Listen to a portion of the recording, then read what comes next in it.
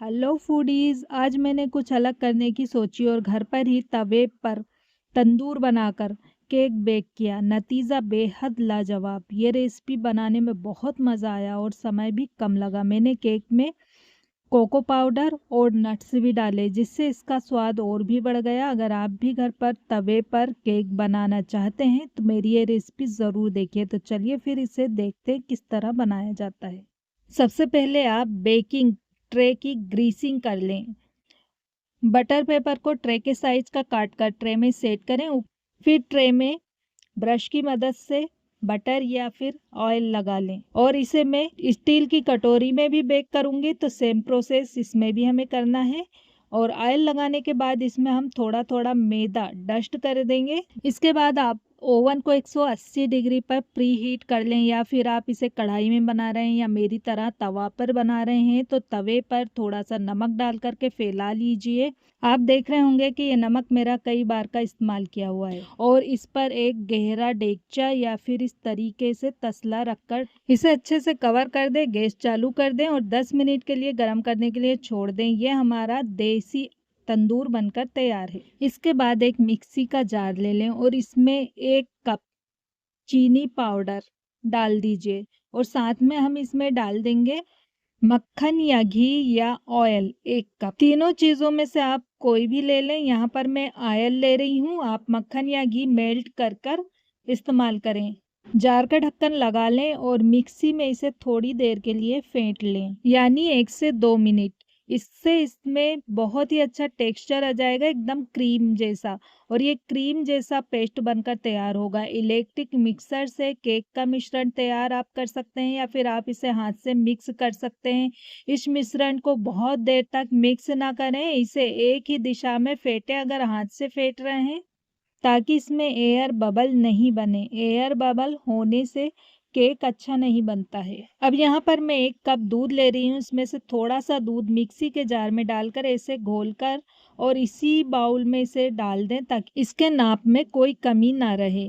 अब एक बारीक छलनी ले लें और इसमें 1 और आधा कप मैदा डालें। मैदा 1.5 कप है और साथ में इसमें हम आधा कप सूजी डालेंगे, यानी ये दोनों चीज़ मिलकर के हमारे 2 कप के बराबर हो गई हैं।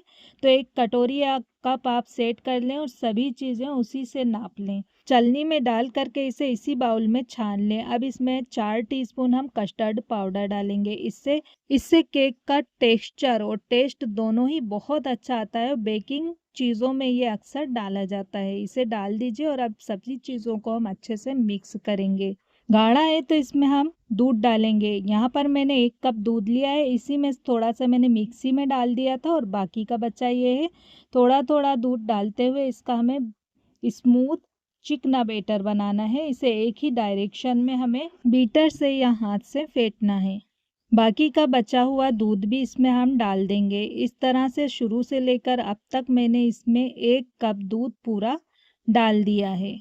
अब इसे अच्छी तरह से मिक्स कर लीजिए। इसका बैटर हमें स्मूथ बनाकर तैयार करना है और जब इसे हम इस तरह से बीटर में लेकर गिराते हैं तो ये स्मूथली गिरना चाहिए, यानी इसका बैटर फ्लोइंग होना चाहिए। तो इसमें हम 2 से 3 टीस्पून दूध और डालेंगे क्योंकि ये अभी थोड़ा सा गाढ़ा है और इसे अच्छे से मिक्स करेंगे। 1 कप और 3 टीस्पून दूध में इसमें ऐड कर चुकी हूँ और इसे हम अच्छे से मिलाकर फिर इसकी कंसिस्टेंसी देखेंगे। ये देखिए रिबन की तरह गिर रहा है ना, एकदम फ्लोइंग, बस यही कंसिस्टेंसी होनी चाहिए। अब यहाँ पर मैं ले रही हूँ कोको पाउडर 2 टीस्पून और इसमें हम 2 टीस्पून दूध डालकर इसका एक घोल बनाकर तैयार कर लेंगे। ये गाढ़ा हो गया है तो इसमें 1 से 2 टीस्पून दूध और डालेंगे और अच्छे से मिक्स कर लेंगे।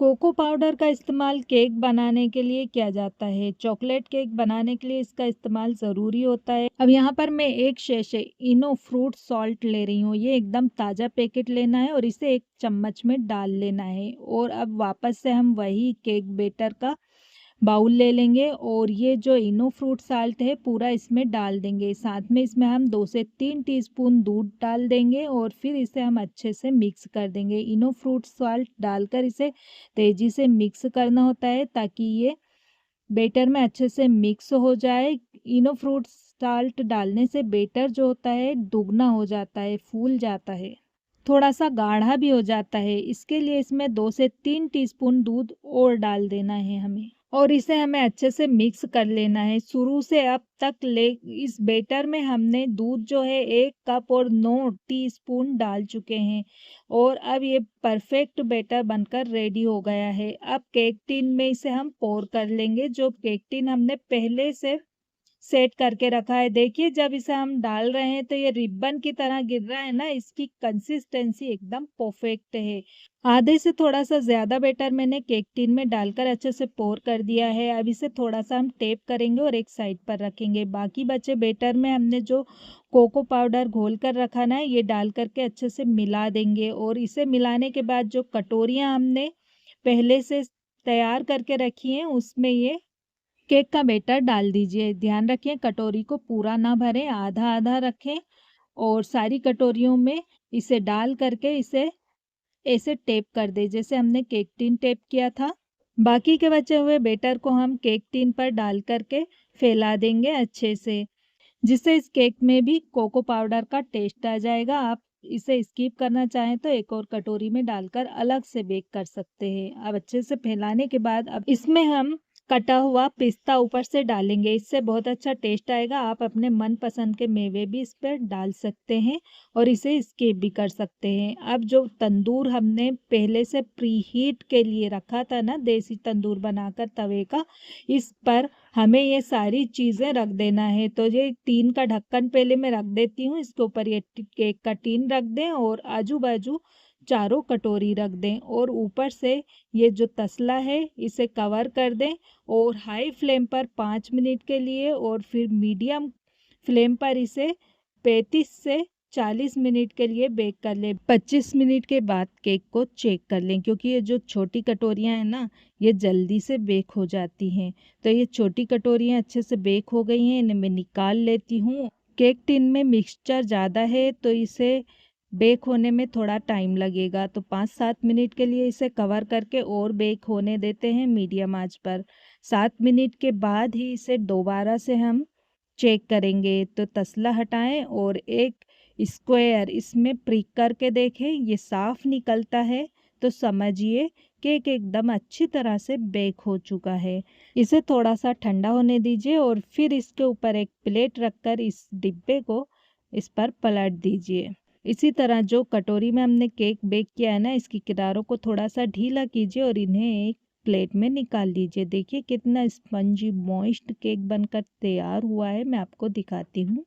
देखिए अंदर तक के बेक हुआ है ये केक, कहीं कोई कसर नहीं है। तवे पर भी इस तरह से आप केक बेक कर सकते हैं। ओवन नहीं है तो आपको कोई चिंता करने की ज़रूरत नहीं है, घर पर भी आप इसे बहुत आसानी से बना सकते हैं। और कितना स्पंजी मॉइस्ट केक बना है, एकदम फ्लफी। केक की ये रेसिपी आपको पसंद आती हो तो प्लीज़ वीडियो को लाइक, शेयर और सब्सक्राइब करना नहीं भूलिएगा। इसी तरह की मज़ेदार रेसिपीज़ आपके लिए लाती रहूँगी। तब तक के लिए अलविदा, सी यू सून।